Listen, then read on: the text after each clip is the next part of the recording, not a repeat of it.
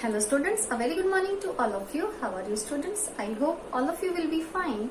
So students, now let's continue our chapter Natural Resources. In this chapter, in our last class, we read about what do you mean by natural resources. Natural resources.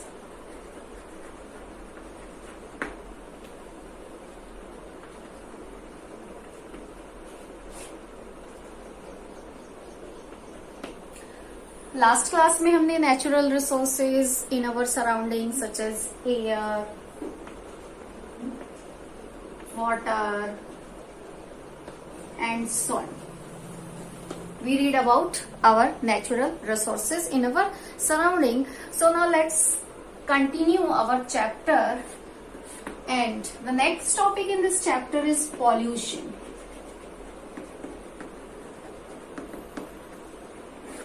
We have already studied about pollution, air pollution, water pollution and soil pollution. So now let's see what is pollution.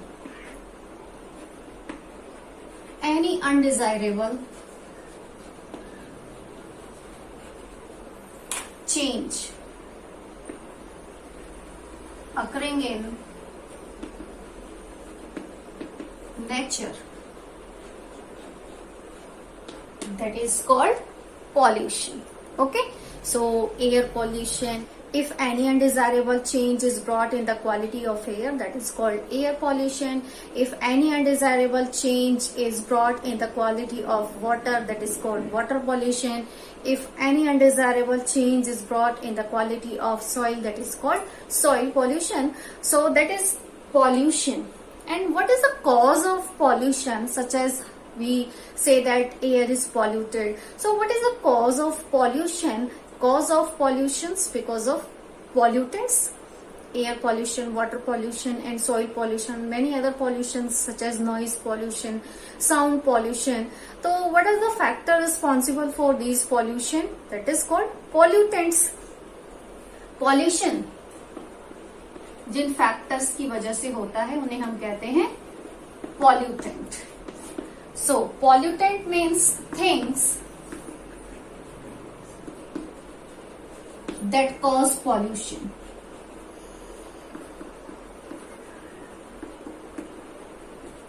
Things that cause pollution, that is called pollutants. वो substance जो pollution जिनकी वजह से pollution create होता है उन्हें हम क्या कहते हैं?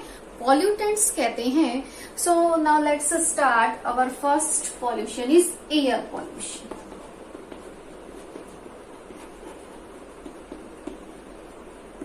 Air pollution. So air pollution, air is polluted by pollutant, air pollutant, and these pollutants such as sulfur dioxide, carbon dioxide, nitrogen dioxide, CFC and carbon monoxide. These are the pollutants that are present in air for polluting the air. Air को pollute करने के लिए जो components, जो pollutants responsible है, these are some factors, these are some pollutants. Because of them, air is polluted. Air pollute होती है because of these pollutants. In pollutants की वजह से और ये pollutants और फ्यूल के कंबशन से ये पॉल्यूटेंट्स एयर को पॉल्यूट करते हैं. So now let's see one by one what is the harmful effect of these air pollutants. In air pollutants का हार्मफुल इफेक्ट क्या होता है? Now let's start by carbon dioxide gas, CO2.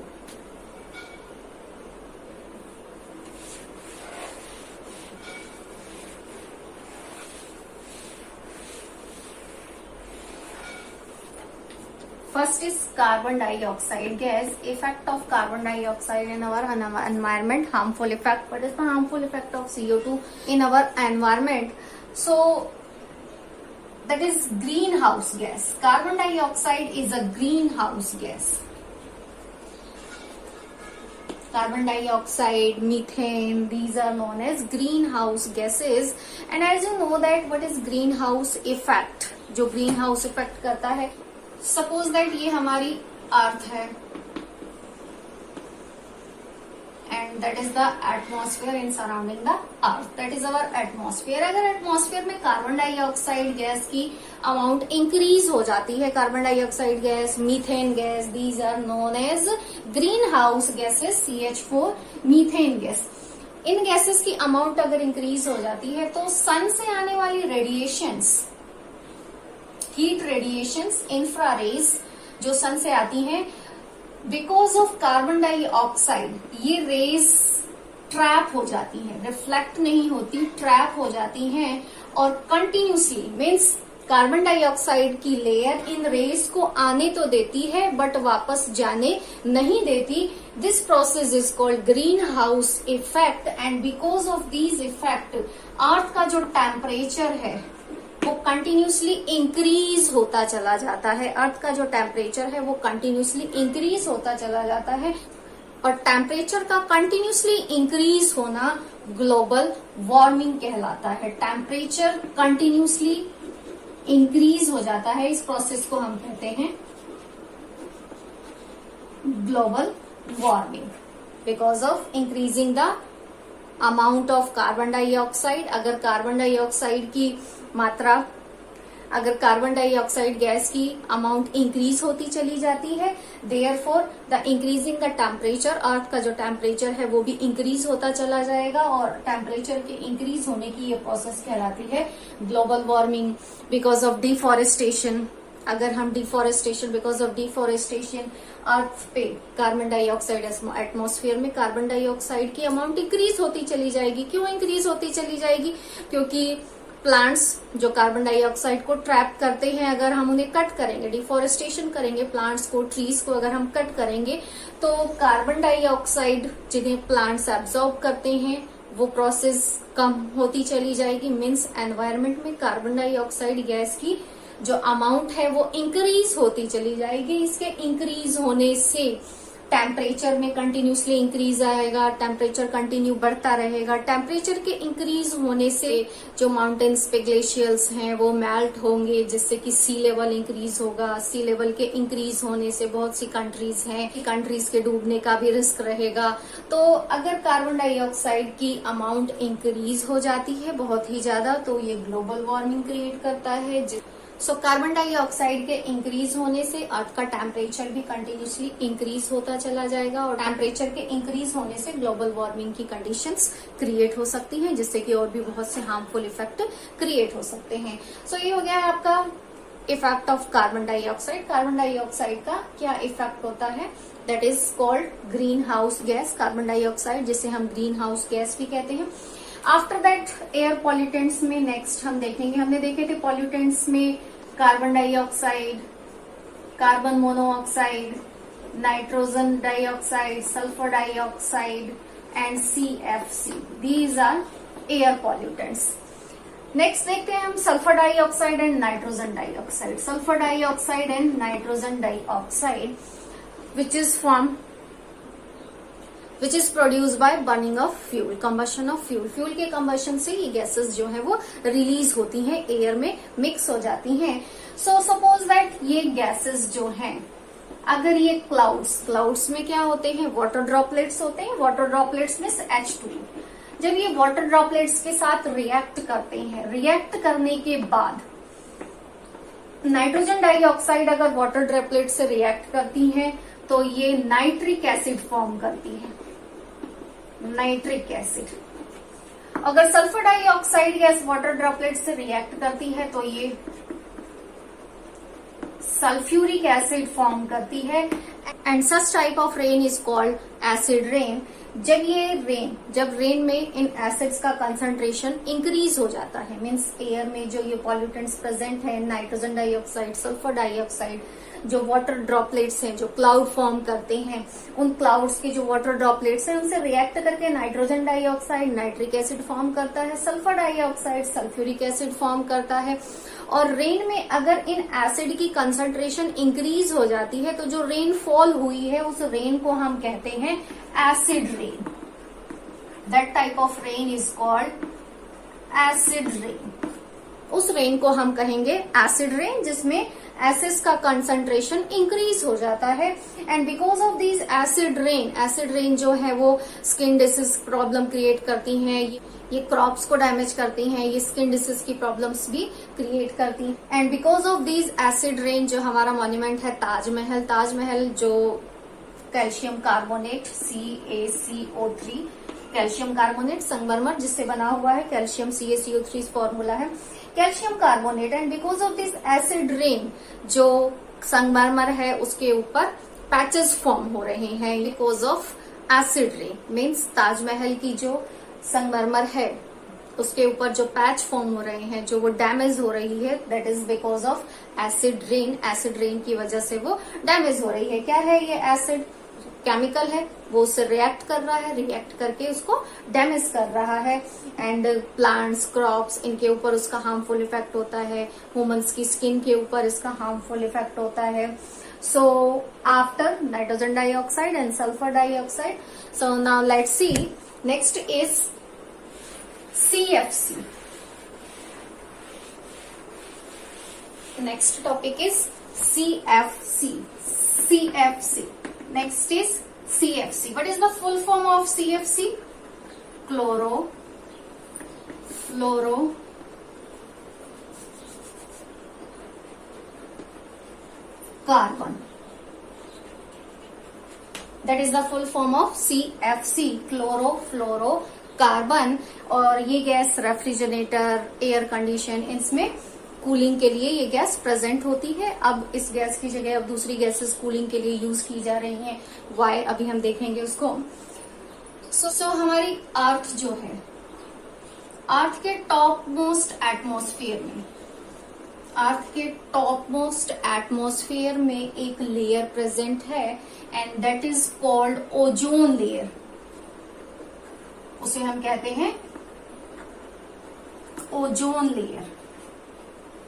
Formula है O3। Formula of ozone layer is O3 and ozone is acting as a protective blanket. ये layer sun से आने वाली harmful ultraviolet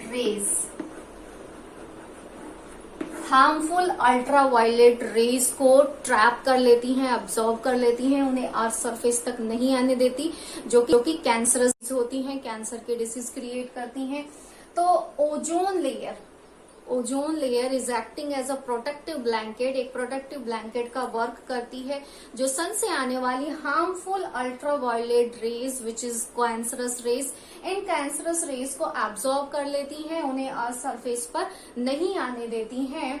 and CFC is responsible for the depletion of the ozone layer. इस ozone layer में जो deplete हो रही है ओजोन लेयर, उसके लिए रिस्पॉन्सिबल फैक्टर है CFC। इसलिए आजकल AC और फ्रीज में कूलिंग के लिए, रेफ्रिजरेटर के लिए दूसरी गैसेस यूज की जा रही हैं बिकॉज ऑफ, क्योंकि CFC की वजह से ओजोन लेयर डिप्लेट हो रही है, मीन्स वो डैमेज हो रही है। और ओजोन लेयर का रोल क्या है? ओजोन लेयर सन से आने वाली harmful ultraviolet rays, cancerous rays को एब्सॉर्ब कर लेती हैं, अर्थ सरफेस पर नहीं आने देती हैं, जो कि कैंसर की डिसीज क्रिएट करता है। So that is CFC, chlorofluorocarbon. उसके बाद जो नेक्स्ट पॉल्यूटेंट है वो है air pollutant is carbon monoxide gas, CO। Carbon monoxide gas is produced by incomplete combustion of fuel. जब फ्यूल का कंबशन होता है, बिकॉज ऑफ कंबशन, अगर फ्यूल कंप्लीट कंबशन हुआ है तो वहां कार्बन डाइऑक्साइड गैस प्रोड्यूस होती है। अगर वो इनकम्प्लीट कंबशन है तो वहां जो गैस प्रोड्यूस होगी वो होगी carbon monoxide gas. So carbon monoxide gas is produced by incomplete combustion of fuel. This gas is also known as silent poison. इस गैस को हम साइलेंट पॉइजन भी कह सकते हैं because it is a very suffocating gas when we inhale, जब हम सांस लेते हैं। एंड बाय एयर, अगर हम कार्बन मोनोऑक्साइड गैस को इनहेल करते हैं और ये गैस हमारे के अंदर ऑक्सीजन को कैरी करने की कैपेसिटी को धीरे धीरे रिड्यूस करती चली जाती है, जिससे कि रेस्पिरेटरी सिस्टम पे इफेक्ट पड़ता है और पर्सन की डेथ भी हो सकती है। सो carbon monoxide is a very big pollutant. ये बहुत ही बड़ा पॉल्यूटेंट है जो कि बहुत ही हार्मफुल इफेक्ट डालता है ह्यूमन बॉडीज के ऊपर। सो एयर पॉल्यूशन के बाद फिर नेक्स्ट हम देखते हैं water pollution. What is water pollution? If any undesirable change is brought in the quality of water, that is called water pollution. If any undesirable change is brought in the quality of soil, that is called soil pollution. And what are the factors responsible for water pollution and soil pollution? That is called pollutants.